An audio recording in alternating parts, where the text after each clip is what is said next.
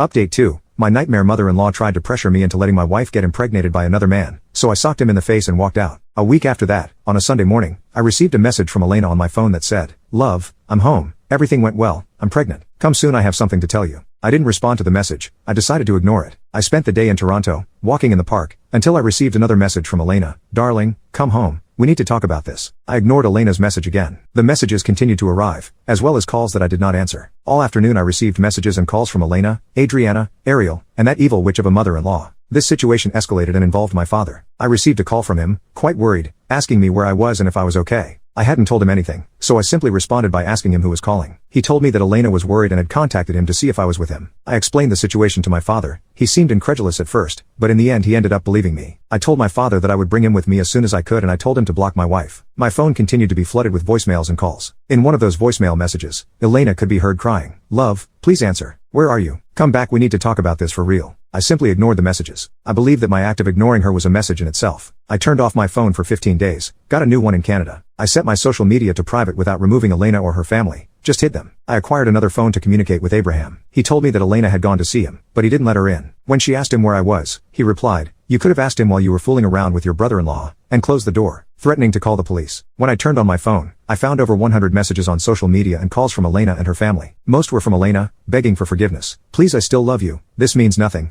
I want to give you your first child. This is for my sister. Hey, don't ignore me. Please answer me. I love you." Her messages were filled with pleas and audio messages of her crying, begging for forgiveness. There were also messages from my mother-in-law reproaching my attitude, saying I was irresponsible and that my behavior could affect her grandchild. Elena was losing weight due to worry, and doctors had to hospitalize her for a nervous breakdown. I simply blocked my mother-in-law's number. That was during the first year. My father came to live with me, and he's doing well. Fortunately, I got a better job, and things were going well. Elena kept sending messages. It turns out that fortunately, the illegitimate child with her brother-in-law had no health issues, and I'm glad the baby is fine. He's not to blame for what happened, and I sincerely wish him to grow up healthy and happy. Elena cut ties with her family, blaming them for persuading and forcing her to have a child with Ariel. Despite everything, she keeps trying to find out where I am. I decided to break the silence. Every time she sends me messages, I simply respond with happy emojis in the face of her desperation. Although she tells me she still loves me, I believe that if she really loved me, she wouldn't have acted this way. She's tried in many ways to find out where I am, but only my friend Abraham knows. I decided to answer a video call from Elena that I received. I suppose I did it to know how she was. However, I kept my camera off. I didn't want her to see me. She was no longer that beautiful woman. She looked worn out and aged. She tried to apologize, but I told her it would be brief. The sum of your actions defines who you are. You made a decision by overriding me, something you knew I didn't agree with. You confused my love with obedience, and that's something I won't allow. I'm living what I promised you, traveling, but I'm doing it alone. Maybe by this time, we would be expecting a child because patience is a virtue that is cultivated. I won't give you the divorce even if you try. You'll carry that on your conscience forever. As for me, I haven't met anyone, nor will I. I guess actions have consequences. You reap what you sow. I am reaping mine, and you are reaping yours. After that, I heard Elena break down in tears, and I ended the call. Currently, I live in Montreal, recovering from my past life. Since then, I haven't heard from her again.